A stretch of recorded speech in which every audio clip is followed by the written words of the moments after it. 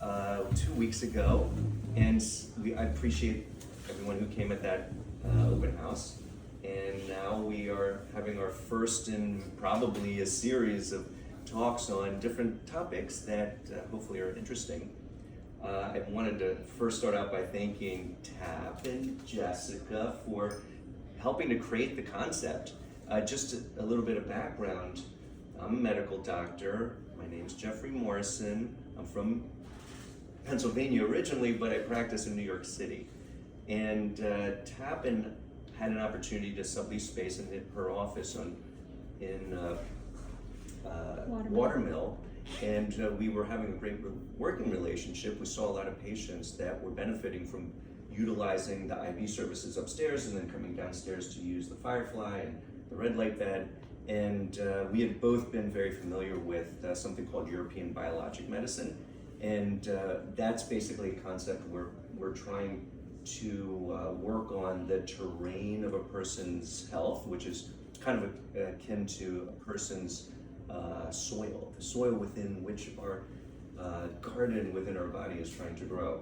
And so recognizing that people were benefiting from like the nutrition and the supplements and the IVs and from the services, we said, well, we can do European biologic medicine here in the Hamptons, and hence the name Hamptons BioMed is Hamptons Biologic Medicine.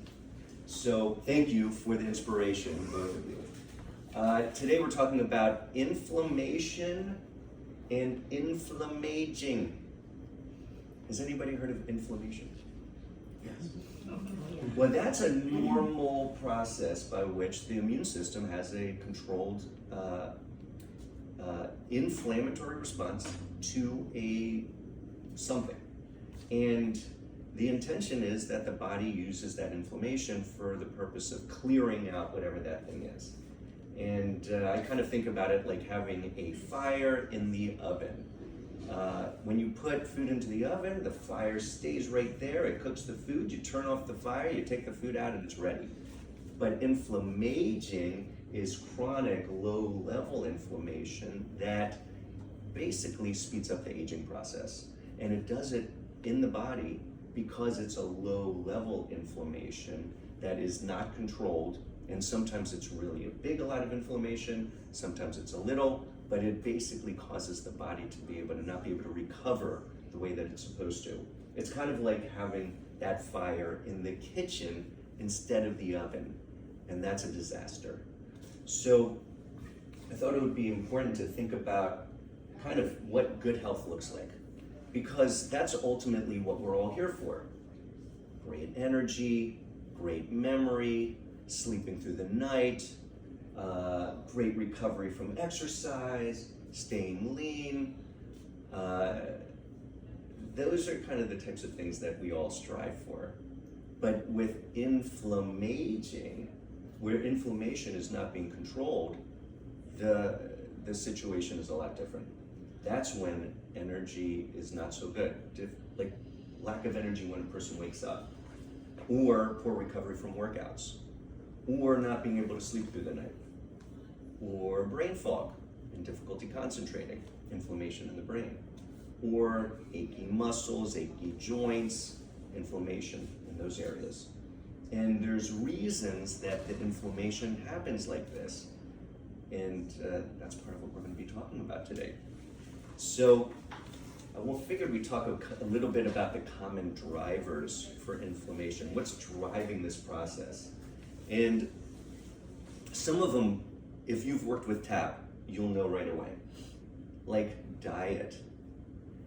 Inflammatory diets are real, and that has to do with eating too much processed foods or too much sugar, too much dairy, especially the type that is from grain-fed cows, because grains are high in omega-6 fatty acids, and then that gets into the milk, and then that creates too much arachidonic acid, because some omega-6s become arachidonic acid, which is inflammatory.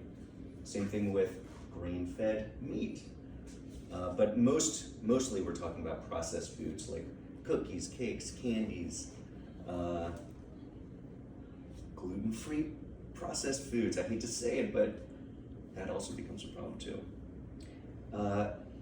And also sedentary lifestyle, not moving. When people stop moving, movement is lymphatic drainage. The circulation is good, but also toxins that are stored in the body are able to get from wherever they're stored back into circulation so they can get processed and eliminated. Other drivers of inflammaging are chronic stresses, like from work or from home or from the diet or even from post-traumatic stresses. Things that have happened in a person's previous life, like from childhood or like really tough breakup or a very stressful event at work, which lingers in the nervous system and causes the immune system to dysregulate because the body is always in fight or flight, always activated. I mean, imagine, in New York, I'm living in New York, so every single time I hear a taxi horn, I'm always like getting activated. And that's probably not so good for my nervous system. And then, as we get older, hormone imbalances. For men, testosterone; for women, estrogen and progesterone. The drops in those, as they lower, they cause the body to not be able to recover as well as it used to. And those hormones are often suppressed from the chronic stresses, which creates cortisol, and that suppresses the production of those hormones. It's interesting when we're looking at blood tests then, where some men and women I see they're in their mid-60s and their hormones, I just recently saw a gentleman whose testosterone was like 700. And I was like, wow, you're in great shape. But I just today had a gentleman who was 25 and his testosterone was 240. Wow. Literally. And it's been like that for years. So it's just very strange. Now, there's a couple of stresses that we really are focused on at Hamptons BioMed, and one of them is toxins. Toxins include, Lawrence. Toxins include, I usually think about toxins as metals, like mercury, lead, cadmium, mold. Remember when we were all sequestering in place in our homes? That's where we saw people really having mold problems because they had low-level water damage in their home someplace, and little did they know, but staying in a moldy home eventually a person will absorb those toxins and it creates inflammation. So metals, mold, and then fat-soluble toxins. This is really what I'm seeing so much of lately, since we finally have a test in New York State that we can use to test for these fat-soluble toxins: plastics, pesticides, preservatives. And plastics, we're all using plastic containers for everything almost nowadays, but plastics are endocrine disruptors.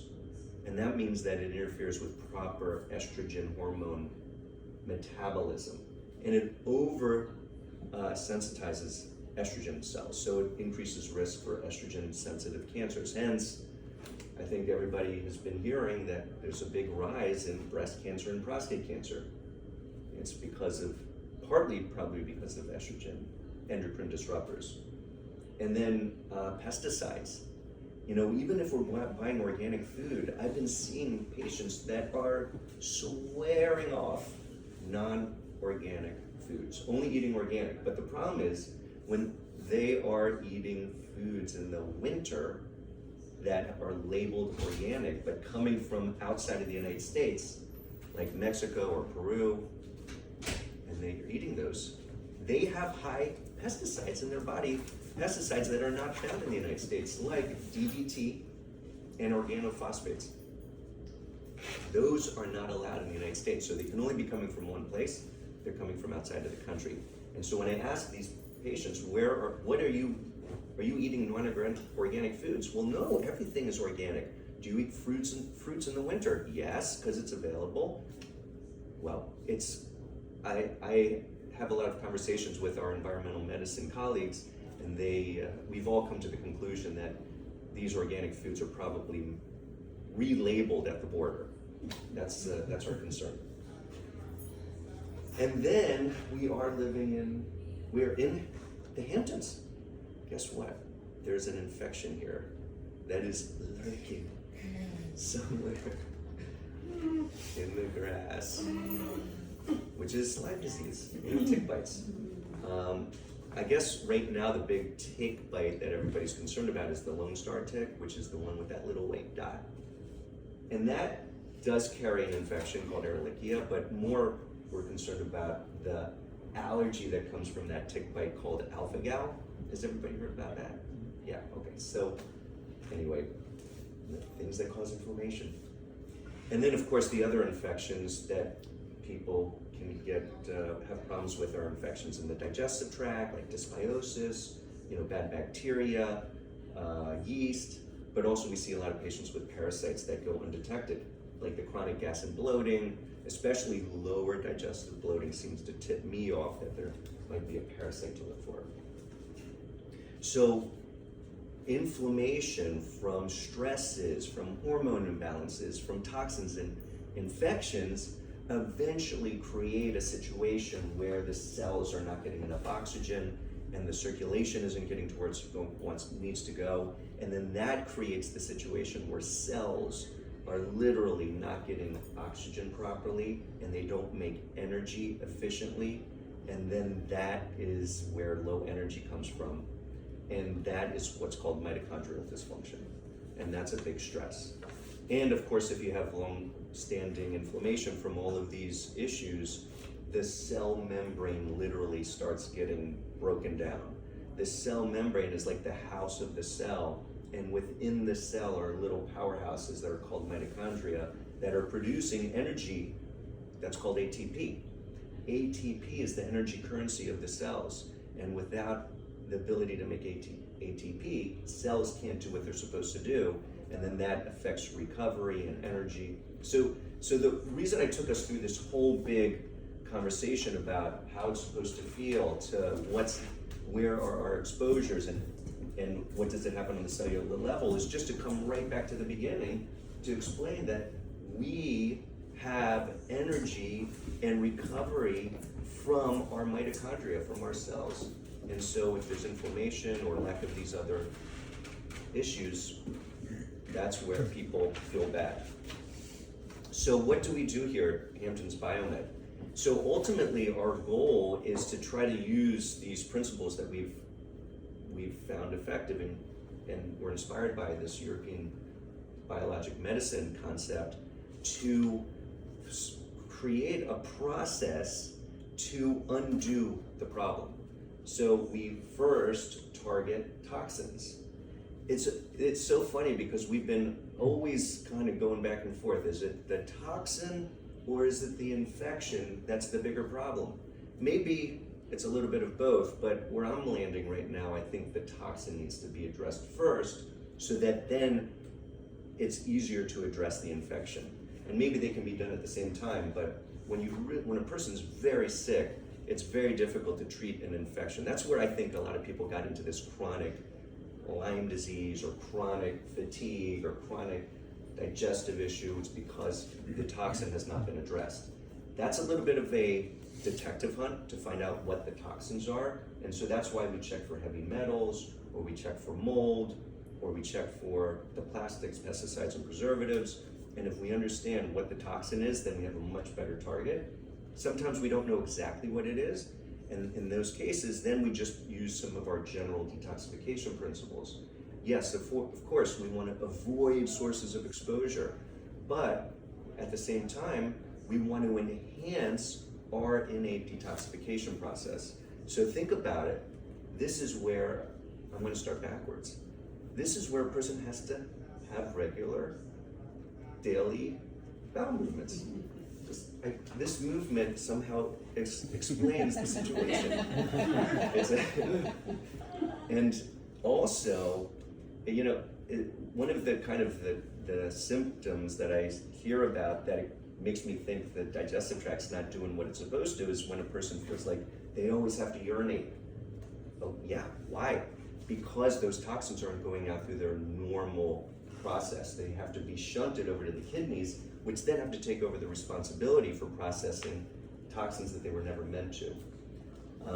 So we start with making sure a person has about as healthy of a digestive tract as possible.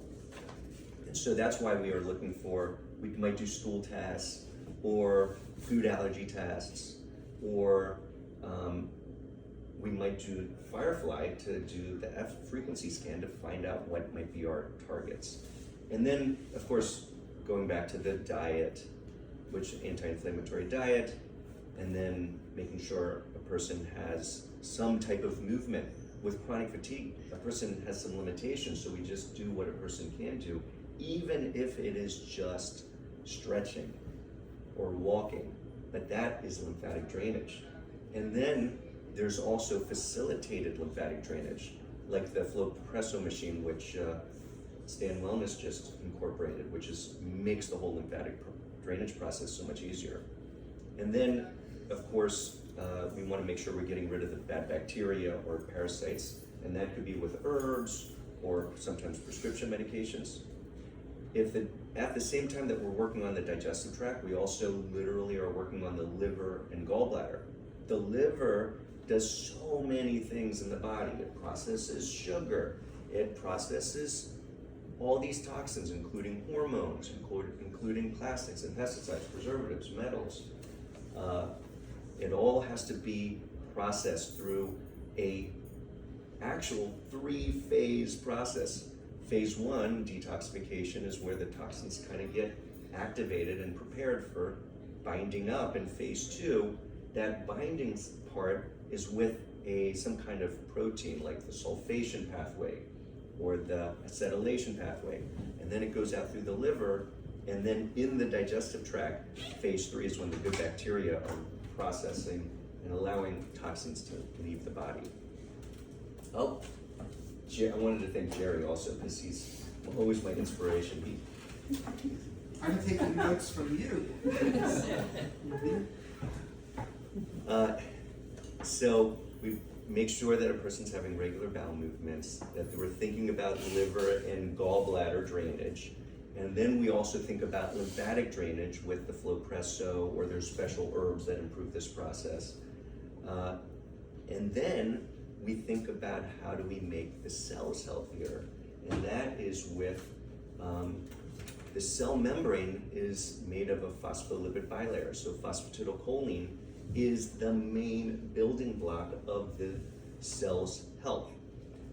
Phospholipids are fat-soluble molecules. It's fat-soluble on the inside and then water-soluble in the inside. And so this phospholipid bilayer both protects what's in the cell and helps to keep toxins out of the cell. And there are pores in this membrane that allow nutrition to come in and toxins to go out.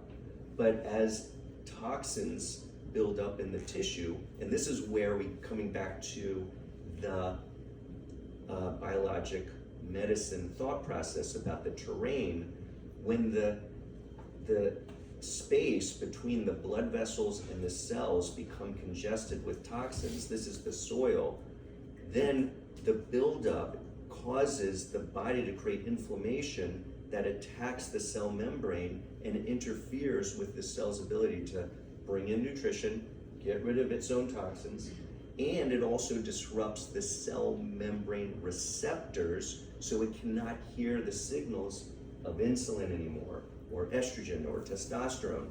And then it literally makes those hormones ineffective. So that's why people become insulin resistant, because of toxins. There's plenty of good evidence that has been written about that shows that forever chemicals like PFAS or persistent organic pollutants poison the cell, make the cell receptors not be able to hear the signal of insulin, and creates insulin resistance, creates more susceptibility to, estrogen dominance, like PCOS. So we work on trying to clear that interstitial space is what it's called, but through lymphatic drainage, but also with phospholipids. The phospholipids are fats that we can take orally.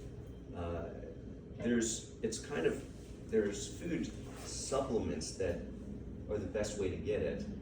Originally, we used to use something called lecithin, but then we realized that lecithin needed to be concentrated to really get the most nutrition out of it. It's phosphatidylcholine is the most important. And so when you take good fats, it's like washing the cell. And over time, the cells actually are able to release whatever was blocking the process. And then the toxin can get back into the interstitial space, which allows it to get into the lymphatic system, which then deposits it back into circulation. And then the circulation goes back to the liver, which processes it through the gallbladder, and then the colon can remove it with a regular one of those. So we first start with detox. And as we are doing that, surprisingly, people can start feeling better. Now, we also follow symptoms, and this is something Jerry taught me. Follow the symptom. Because as a person is detoxifying and the body starts working better and the immune system is better able to target where the problems are, we can get a better sense of what our priorities are. Jerry, I'm calling in your conversation. Resonating. Yeah, if the joints are bothering you, it might be Lyme disease. If you're getting night sweats, it might be babesia. If a person's, or air hunger. If it's head pressure, that seems to be the big issue. It might be Bartonella. If the digestive tract is not getting better, maybe it's parasites or bad bacteria. Or if the sinuses aren't getting better, MARCoNS, like bad bacteria in the sinuses or fungus in the sinuses.